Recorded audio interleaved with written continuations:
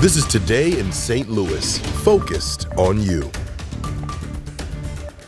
We're taking a live look at a very dark St. Louis right now. This is looking out towards Forest Park. And, one thing I'll say about this, we still have a very beautiful city, even when the lights, it's dark outside because the lights are on. It really looks like it's a happening place. By the way, this morning at 11 o'clock, Steinberg Ice Rink opens up just in time for the weather to drop, too, because it's getting cold outside. Open skate starts at $10 and jumps to $16 if you need to rent your skates as well. So. Bring your money. Bring your money. Good morning, everybody. It is a Friday, November the 17th. I'm Rennie Knott. And I'm Michelle Lee. And we just want to say thanks for joining us, including those of you who might be watching us on 5+. As you can see, you know what? It's Friday. We are ready for the weekend, aren't we? Yeah. You guys are looking good today, though. Well, that's good because we've been on camera for a long time today.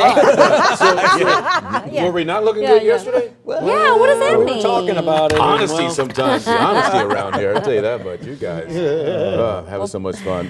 Big stuff this weekend on the road. Paul Cook's been telling us about that. And then Anthony's been telling us about this dip that we're going to see in the next coming days. Yes, in fact, today the numbers will be coming down. It started off nice and mild near 60. But about this time in the evening, it'll be closer to 50. So get ready. The numbers will be plummeting as we head towards the weekend and even colder next week. Thanksgiving, we may not get out of the 40s. So it's been a nice warm stretch. It's been nice while we've had it, but that true fall feel is here, and perhaps we're going into winter, it seems like, after Thanksgiving. Colder weather right now just to our north and west. Little sprinkles, light showers moving through St. Louis Metro across South City, South County, down in Jefferson County, Arnold, stretching out towards Centerville now and Sauget, Cahokia Heights. All of this is very light and spotty, and even just north of you in O'Fallon, Missouri. So the day ahead starts off dry, or at least wet. Will dry out this afternoon. Temperatures coming down into the low 50s with some sunshine just around this time the sun goes down. We will check the weekend forecast in full and the holiday travel forecast that is coming up. Let's get over to Paul, see if any of this light rain is causing any issues on the roads this morning. Paul, good morning to you. Good morning, Anthony. Yeah, I think it could, but it hasn't yet because volume's light. That Friday morning traffic is so light. You know what can cause delays? Construction, big lane closures, and we have a bit of good news here. Well, actually, pretty big news. 255 at the JB Bridge here. So we're in South County, even further to the east there, Columbia. People coming across going west would have to get in the eastbound lanes or they'd be directed to. Well, they have completed that project and now getting ready to reopen it all tomorrow and next week as they're going to be moving huge concrete barriers, but we're headed in the right direction, and any delay you might see there is very temporary. Right now, as we look at the St. Louis Metro, construction projects today, otherwise open this weekend. Another take of traffic minutes away. Right now, we continue to follow some breaking news from overnight. The suspect in the Clayton homicide has been arrested. The man was taken into custody just a few hours ago. Yeah, Alex Fees has been covering this morning. He's live in Clayton with this late-breaking development. Good morning, Alex. Michelle Rennie, it was about 12:30 this morning that the major case squad announced that police had arrested the suspect, wanted in this case. He is 18-year-old Trinell Johnson, wanted in connection to Clayton's first homicide in nearly 2 decades. Now, Johnson is currently in custody right here behind me at the St. Louis County Justice Center.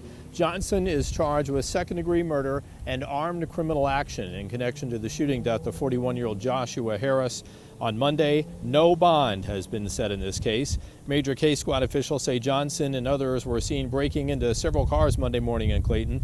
Police say Harris lived in an apartment building near Hanley and Whiteout and noticed thieves trying to break into his wife's car. That's when he tried to confront those thieves. Shots were then fired from a Chrysler 300, killing Harris. Police say Johnson was seen on surveillance video getting out of that vehicle, that Chrysler 300, and had a gun in his hand just 10 to 15 minutes prior to the shooting.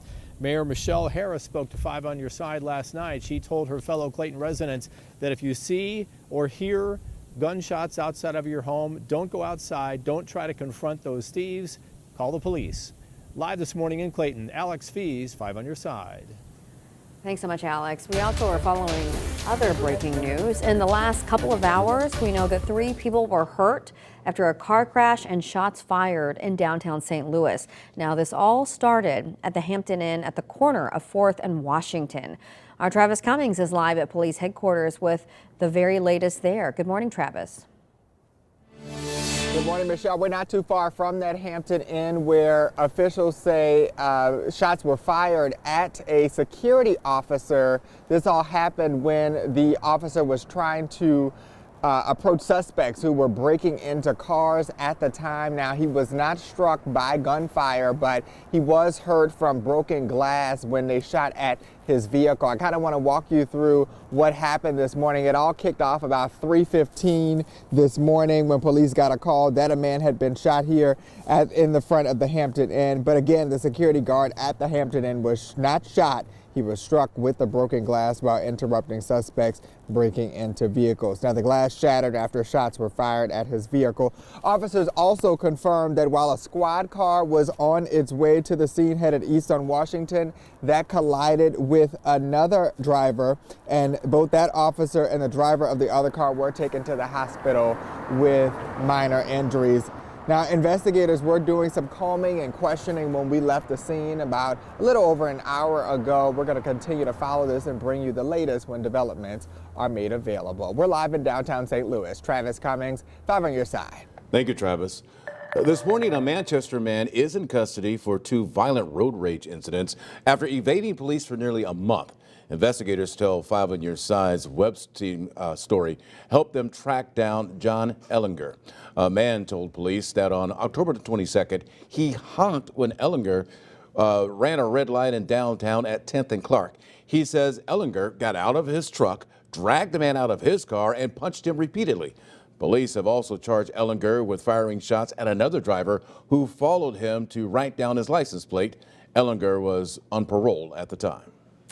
Well, today we know that the lawsuit against Missouri's new photo ID requirement for voters makes its way to court. The law requires voters to show photo identification to cast a regular ballot and then forces the state to provide free photo IDs to those who don't have any.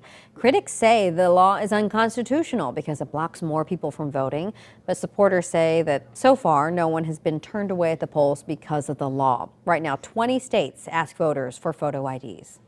In just a few hours, the St. Louis Board of Aldermen is expected to cast a final vote on an open carry ban. If passed, the bill will prohibit people from openly carrying firearms within the city limits. Today's meeting begins at 10 o'clock this morning. And right now, a St. Louis animal shelter is seeking homes for dogs ahead of a temporary closure. Care STL must remove all of the dogs from its Clark Avenue location by December the 18th. The location is closing in order to make some repairs that are necessary for the shelter to renew its license. Those repairs are expected to be completed by the first of the year. If you're interested in fostering a dog, just look for this story under the As Seen on TV section of KSTK.com.